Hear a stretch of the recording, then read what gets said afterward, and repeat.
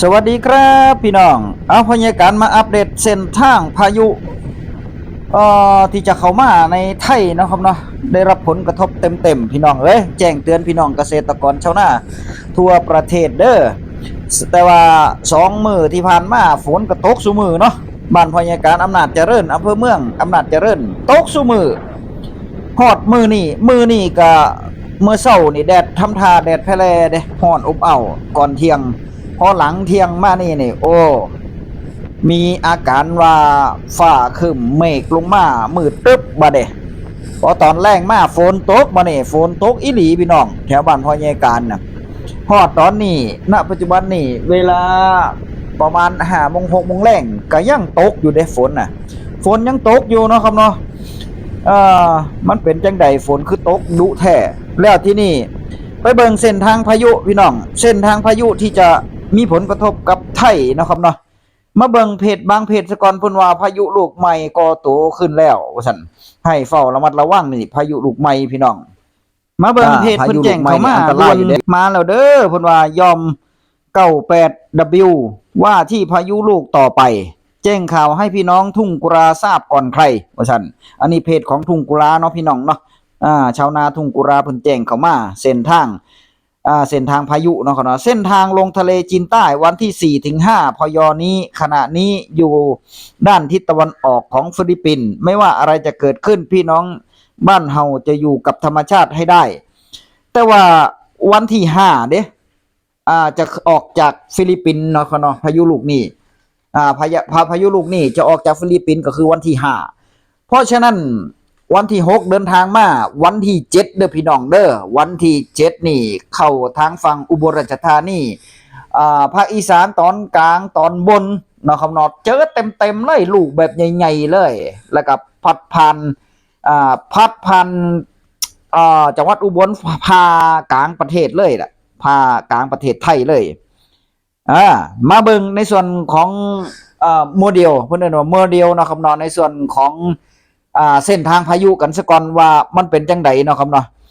บ่ว่ามันอันตรายมากน้อยแค่ไหนเนี่ยอันนี้อัปเดตถ้าเมื่อวันที่5พี่น้องอันนี้วันที่5นี่กำลังออกจากประเทศฟิลิปปินส์เด้อพี่น้องนี่วันที่5นี่วันที่5นี่พายุจะออกจากฝั่งฟิลิปปินส์เดินทางเข้ามาในประเทศไทยจังหวัดอุบลราชธานีอำนาจเจริญยโสธรจังหวัดมุกดาหารสารคามพี่น้องจะโดนก่อนหมู่เลยแหละภาคอีสานเฮาเต็มเนาะเขาเนาะน่ากลัวครับออกจากฟิลิปปินส์วันที่5พฤศจิกายนนี้เนี่ย68นี่พี่น้องอันนี้พายุลูกล่าสุดเลยที่จะเข้ามาในไทยเนาะครับเนาะที่นี่ไปเบิ่งโมเดลในส่วนของดาวเทียมพี่น้องไปฟังการเดินทางของพายุลูกนี้ว่ามันเป็นจังไดที่นี่มาเบิ่งโมเดลพี่น้องโมเดลในส่วนของว่าพายุจะเข้ามามื้อใดแท้เนาะครับเนาะมาเบิ่งเริ่มตั้งแต่วันที่1เป็นต้นไปวันที่1วันที่2ยังมีฝนโปรยปลายดิพี่น้องแล้วก็ยังมีฝนที่เป็นร่องมรสุมเข้ามานี่เมื่อวันที่2ฝนก็ยังตกหลายฝนก็ยังตกอยู่ดิพี่น้องนี่ฝนยังตกหนักอยู่ในส่วนของวันที่2อาจจะเป็นร่องมรสุมพี่น้องตัวนี้นี่ร่องมรสุมเห็นบ่ถ้าสีเหลืองๆไปสีเหลืองๆไปหาแดงไปหาชมพูน่ะอันนั้นฝนตกหนักดิพี่น้องอันนั้นฝนตกหนักเนาะครับเนาะอันนั้นฝนจะตกหนักเลยแต่ว่าถ้าสีฟ้าๆนี่ฝนก็จะโปรยปลายฝนก็จะโปรยปลายนี่จังหวัดอุบลราชธานีอำนาจเจริญมุกดาหารมหาสารคามจะโดนก่อนหมู่แล้วที่นี่พายุจะเข้ามาแท้ๆนี่ก็คือวันที่เท่าใดกันแน่เดี๋ยวมาเบิ่งนี่พี่น้องนี่ไล่ไปวันที่4นี่ก็คือโปรยปลายอยู่ฝนบ่ค่อยเท่าใดเนาะครับเนาะวันที่4นี่โปรยปลายอยู่ฮอดวันที่5บ่ค่อยมีฝนเฉพาะวันที่5เฉพาะวันที่5ภาคอีสานเฮาบ่ค่อยมีฝนถ้ามีก็ตกบ่หลายนั่นแหละว่าง่ายๆซะเนาะครับเนาะมีก็ตกบ่หลายแต่ว่าวันที่4ที่5จะบ่ค่อยมีฝนพอมาเริ่มวันที่6นี่เห็นบ่ได้เริ่มได้รับอิทธิพลจากลมของพายุแล้ววันที่6หล่นเข้ามาอย่างเข้ามาฮอดวันที่7นี่เห็นพายุโผล่ออกมาแล้วพี่น้องเนี่ยเห็นพายุโผล่ออกมาแล้วก็คือสีแดงๆนี่ก็คือสีแดงๆออกชมพูนี่ก็คือ เป็นของพายุเนาะเป็นพายุเนาะครับเนาะลูกใหม่ที่จะเข้ามานี่โอ้ลูกใหญ่เติบเด้พี่น้องเอ้ยนี่ลูกใหญ่เติบเลยจะเข้าสู่ประเทศไทยก็วันที่7นี่เริ่มแล้ววันที่7ตั้งแต่เวลาทุ่ม2ทุ่มเป็นต้นไปพี่น้องฝนจะตกหนักเลยโดยเฉพาะจังหวัดอุบลราชธานีอำนาจเจริญโอ้บ้านพ่อใหญ่การคักๆตัวนี้วันที่7ฮอดวันที่8วันที่8ตอนแล้งตกบดมือล่ะเนาะครับเนาะตกบดมือล่ะวันที่7ตั้งแต่กลางคืนมาฮอดกลางเว้นน่ะโอ้ฮอดวันที่9นี่ฝนจะหายไปพี่น้องฝนจะเลยไปแล้วเนาะครับเนาะจะบ่ค่อยมีฝนล่ะวันที่9วันที่10 11นี่โอเคช่วงนั้นมากก็จะตากเข้าจะเกี่ยวเข้าก็เกี่ยวได้เนาะครับเนาะถ้าหากว่าน้ำมันบ่หงซะก่อนช่วงนี้ก็คือแจ้งเตือนพี่น้องเกษตรกรชาวนาทั่วประเทศหั่นล่ะนะครับเนาะให้เฝ้าระมัดระวังพายุลูกนี้แหละเพราะว่ามันเข้าประเทศไทยเด้อพี่น้องบ่แม่นได้รับผลกระทบเด้มันเข้าไทยเต็มๆเลยมันเข้าไทยเต็มๆเลยพายุลูกนี้เนาะครับเนาะเพราะฉะนั้นก็ให้ระมัดระวังระมัดระวังพายุลูกนี้แหละเนาะครับเนาะเพราะมันใหญ่เติบเด้พยากรณ์ว่าฝนน่าจะแห้งโดยเฉพาะพี่น้องเกษตรกรชาวนาเฮานี่ระมัดระวังไว้พยากรณ์ที่ผ่านมาพี่น้องพยากรณ์ลู่ตนเกษตรกรชาวนาแถวๆชุมชนบ้านพยากรณ์เพิ่นตาเข้าไว้ฝนมันตกมันบ่ตกธรรมดานี่มันตกแห้งเข้าไหลโอ้ยตาเข้าไว้นำทางเนาะ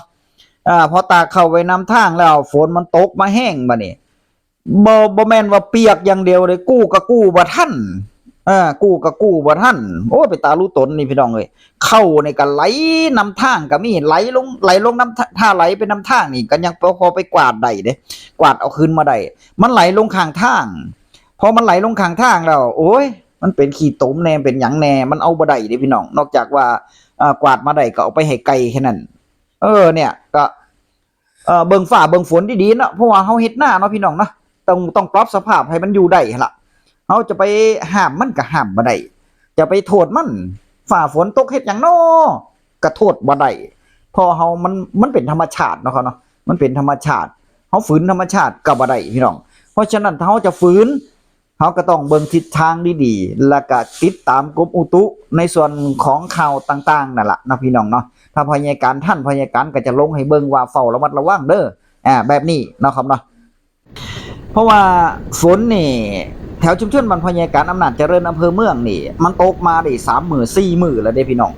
ฝนน่ะไว้ใจบ่ได้เลยมื้อนี้นี่ทำท่าแดดออกตอนเช้าแม่นบ่อย่างที่บอกกันน่ะพอตอนบ่ายมานี่มืดมาบ่ได้ครึ้มมาเอาต่ำลงตัวนี้พยากรณ์ว่าไปมาอึดอีหลีฝนตกมาเช้าฮอดกินข้าวแลงฮอดมืดตึ๊บก็ยังตกอยู่ว่าซั่นโอ้พยากรณ์ว่ามันหน้าฝนหรือว่าหน้าอีหยังนี่ตกซุมื้อเอาโลดน่ะแน่มอง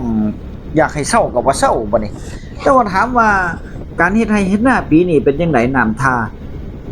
จักนาคให้จักโตหูนาคน้ำนั่นสงสัยหลายโตคือเนาะเพราะว่าฝนบ่ทันเช้าแน่ผู้เฒ่าผู้แก่เพิ่นบอกว่าปีนี้นี่ฝนดีเพิ่นว่าฝนดีเด้ปีนี้นี่ฝนดีตกส่งตลอดเลยจนเข้าเหลืองแล้วเขาเจ้าดอกเกี่ยวแล้วก็ยังตกอยู่เนาะครับเนาะก็ยังบ่พอเด้นี่7 6 7 8นี่เฝ้าระวังเลยพี่น้องเกษตรกรชาวนาโดยเฉพาะทุ่งกุลาร้องไห้นะครับเนาะที่คาดว่ามันจะถล่มแน่ฝนน่ะพายุมันเข้าตรงๆเลยถ้ามันตกแห้งแล้วก็น้ำท่วมช่วงนี้เสียหายยับเยินเลยเสียหายยับเยินเลยพี่น้องแต่ว่าบางคนเพิ่นก็กันไว้แล้วเนาะครับเนาะอย่างเช่นนาพยากรณ์จังซี่นี่พยากรณ์ก็เป่งน้ำไว้เบิดแล้วเด้แห้งเบิดล่ะแต่ว่าฝนตกมามื้อก่อนนี่มันตกแห้งแล้วก็มันตกโดนเบิดขึ้นสอดแจ้งเอาโลดนะฝนตกตอนนี้นะมื้อนี้น้ำก็ไหลตามอยู่มันก็ได้ ขนาดเป่งออกเบิดเลยได้น้ำน้ำจนบ่ไหลล่ะไปมาน้ำก็ยังไหลตามอยู่บ่นี่แล้วพยาการจะไปสำรวจเรื่องมืออื่นว่าเบิ่งน้ำมองไหนที่มันยังขังหลายอยู่จังซี่พยาการก็จะโกนเพิ่มเด้อบ่นี่จะปล่อยเพิ่มนะเนี่ยจะปล่อยเพิ่มเนาะเขาเนาะจะบ่เลี้ยงไว้แล้วจะบ่เลี้ยงเลยจะบ่เลี้ยงน้ำไว้เลยเพราะว่าหยังเพราะว่าวันที่6 7 8นี่ถ้าพายุตามที่อุตุแจ้งมาตามดาวเทียมที่เฮาเบิ่งนี่ถ้ามันขาดการแบบเป๊ะๆนี่พอใหญ่การว่าโอ้ยบ่ไหวดอกเข้านี่ล่มเบิดบัดนี้ถ้าน้ำเฮาหลายนี่ถ้าน้ำยังขังไว้หลายนี่มันจะแช่น้ำเด้เข้ามันจะแช่น้ำพอเข้าแช่น้ำแล้วมันจะมีปัญหาว่าเข้ามันจะดำๆแดงๆดังๆเด้พี่น้องเข้ามันจะเน่าเพราะฉะนั้นก็แจ้งเตือนพี่น้องเกษตรชาวนาสุผู้สุคนนั่นล่ะเนาะครับเนาะให้ไปเป่งน้ำไว้เด้อให้ไปเป่งน้ำไว้พยาการว่าดีที่สุดถ้าเขามันล่มแช่น้ำหรือมันทับน้ำมาหรือว่าน้ำมันมาขังหรือว่าน้ำมันมาล้นแบบนี้นี่มันจะเสียหายขึ้นได้เด้อพี่น้องเด้อภาวนาอย่างเดียวก็คือระวังทีมที่ลาบลุ่มนั่นแหละพี่น้องถ้าน้ำมันขังตนไว้หลายๆนี่น้ำออกแกงออกปลามาน้ำมันหล่นเด้อบ่นี่น้ำมันเต็มเด้อบ่นี่แต่ว่าบรรณาพยาการว่าบรรณาจะรุนแรงถึงปานนั้นเนาะครับเนาะเพราะว่าตอนนี้ก็คือถามว่าดินมันยังอิ่มโตอยู่บ่ดินมันก็ยังอิ่มโตอยู่เด้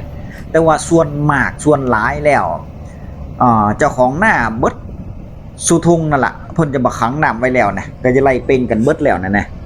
อย่างนาห้วยพยาการนี่ก็เป่งออกเบิดแล้วเนาะครับเนาะจนน้ำบ่ไหลแล้วเด้มื้อณมื้อนี้นะครับณมื้อนี้เพราะว่าเมื่อวันก่อนฝนตกมานี่ก็มันก็ฝนตกมาน้ำจากที่มันบ่ไหลมันก็ไหลต่ำๆขึ้นมาแล้วพอ2มื้อมานี่ก็มาไปเบิ่งเมื่อวานนี่ไปเบิ่งไปเบิ่งเมื่อเช้านี่น้ำบ่ไหลแล้วเนาะครับเนาะน้ำบ่ไหลแล้วแสดงว่าเฮาเป่งมันเป่งหลายแน่ๆเป่งออกจนหมดเลยเป่งออกจนหมดเลยเพราะว่านาห้วยนี่บ่ได้อันตรายถ้าเขามันล่มมาตอนนี้อย่าว่าแต่เขามันล่มน่ะไปเบิ่งเมื่อเช้านี่มื้อก่อนฝนมันตกแห้งนี่เข้าล่มและเนระนาดเบิดเลยพี่น้องเอ้ยถ้ามันมีน้ำอยู่ค่ะลวงเขามันแช่น้ำบ่เป็นผลดีเพราะฉะนั้นก็ เขาเฮากำลังสุกกล้วยเนาะมันแก่แล้วมันกลมแล้วเป่งน้ำออกให้เบิดเลยพี่น้องบ่จำเป็นต้องเอาน้ำไว้หลายแล้วเนาะครับเนาะแค่มันถ้ามันหนาวมาหรือว่าได้กินน้ำค้างมามันก็อิ่มพอโตแล้วล่ะเพราะว่าดินตอนนี้มันก็ยังเปียกยังซึมมีความซึมหลายอยู่มันเพียงพออยู่แล้วล่ะเนาะครับเนาะคลิปหน้าพบกันใหม่พี่น้องถือว่าแจ้งเตือนภัยในส่วนของอุตุนิยมวิทยานะครับในเรื่องของฝนฟ้าอากาศก็แจ้งเตือนพี่น้องว่าพายุมันจะเข้ามันก็ต้องเข้าอีหลีหั่นล่ะเนาะครับเนาะก็ให้เฝ้าระวังไว้เด้อ6 7 8พุ่นล่ะพี่น้องแต่ว่ามื้ออื่นนี่ฝนก็ยังมีอยู่เด้อันนี้มันเป็นร่องมรสุมเนาะครับเนาะที่กดลงมาพัดผ่านฝนก็ยังตกตามปกติอยู่นะเป็นตาหน่ายพี่น้องเฮ้ยคลิปหน้าพบกันใหม่คลิปนี้สวัสดีครับ